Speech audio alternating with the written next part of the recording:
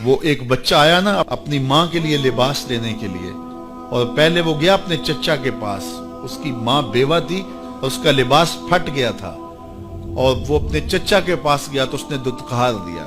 ماں نے اس کو روکا تھا، بیٹا نہ جانا، لیکن اس نے کہا کہ تیرے بدن کے اوپر جو لباس ہے وہ بھی پھٹ گیا ہے اور جگہ جگہ سے جسم جھلک رہا ہے، تو میں اپنے چچا سے آپ کے لیے لباس لے کے آتا ہوں۔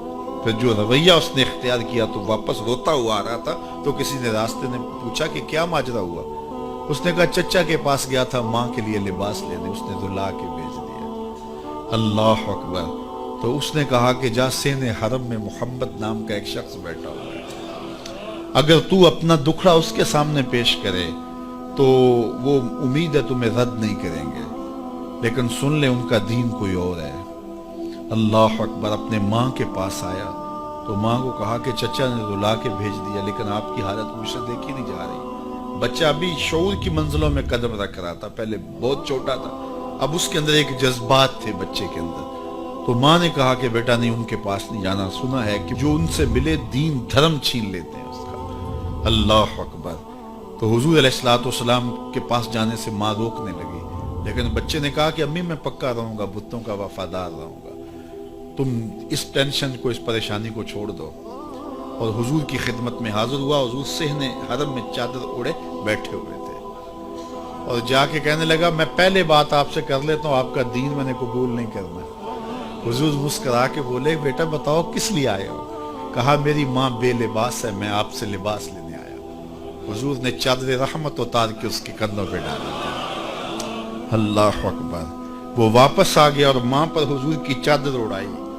اللہ اکبر۔ اور ماں نے کہا کہ بیٹے اس نے اپنا دین تو نہیں تجھے دیا؟ کہا نہ، میں نے پہلے کہہ دیا تھا تیرے دین نہیں مانوں گا۔ ماں کہنے لگی پتر اس کا دین ماننا چاہیے، یہ جس نے رحمت کی چادر ہمارے سر پہ تار دی۔ اللہ اکبر۔ تیری تک کے ادامہ میں مرید ہو گئے۔ اس بوڑھی عورت کا قصہ بھی آپ نہیں بھول سکتے، جو گھر کا سامان باندھ کے اپنے دروازے پہ بیٹھی ہوئی تھی، اور اس نے سنا تھا مکے میں ایک جادوگر آیا ہے جسے ملتا ہے اس کا دین چھین لیتا ہے، کہیں ایسا نہ ہو کہ کہیں اس سے ملاقات ہو جائے اور وہ دین ہی میرا چھین لے، مجھے شہر چھوڑ دینا چاہیے۔ گھر کے تھڑے کے اوپر سامان باندھ کے بیٹھی ہے، حضور بھی گزرے، اس نے دیکھا تو کہا بھتیجے یہ سامان میرے سر پہ رکھ دے۔ حضور نے سامان اٹھایا، دیکھا تو بوجھل تھا، وزنی تھا، اور بڑھیا کو دیکھا تو کمزور تھی، تو کہا کہ بڑھیا اگر چاہو تو جہاں چاہتی ہو میں خود نہ چھوڑا۔ اس نے کہا اس سے بڑی مہربانی کیا ہوگی؟ حضور نے سامان اٹھایا ہوا ہے اور بڑھیا سے باتیں بھی کرتے جا رہے ہیں۔ تو بڑھیا کو کہا کیوں جا رہی ہے؟ اس نے کہا کہ سنا ہے یہاں ایک جادوگر ہے جو لوگوں کا دھرم لوٹ لیتا ہے، لوگوں کا دین لوٹ لیتا ہے۔ میں نے ساری زندگی بتوں سے وفا کی، میرے آباء و اجداد نے بتوں سے وفا کی ہے، میں چاہتی ہوں دین اجداد ہاتھ سے چھوٹ نہ جائے، آخر اس شہر میں رہتی ہوں کہیں مل نہ جائے۔ خیر حضور نے کچھ نہیں کہا، اس کا سامان نہیں پھینک دیا کہ ٹھیک ہے تم پھر جاؤ۔ سامان اس کا اٹھایا اور جہاں تک اس نے جانا تھا سامان پہنچایا، سامان سپرد کر کے واپس پلٹنے لگے۔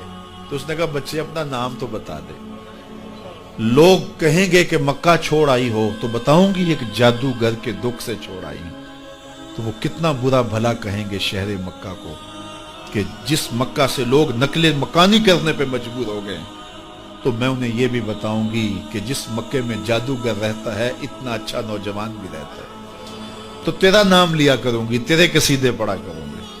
تو حضور علیہ السلام مسکرا پڑے، کہا بڑھیا جس جادوگر سے بھاگ کے آئی ہے وہ تیرے سامنے کھڑا ہے۔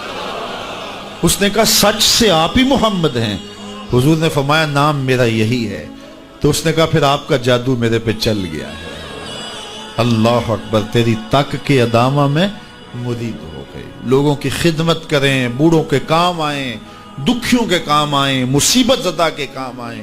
حضور یتیم ہو کے یتیم پرور تھے، لاچاروں کی مدد کرتے، لوگوں کے گھروں میں پانی بھر کے دے دیتے، اور دکھیوں کے کام آ جاتے اور مصیبت زدوں کے کام آ جاتے۔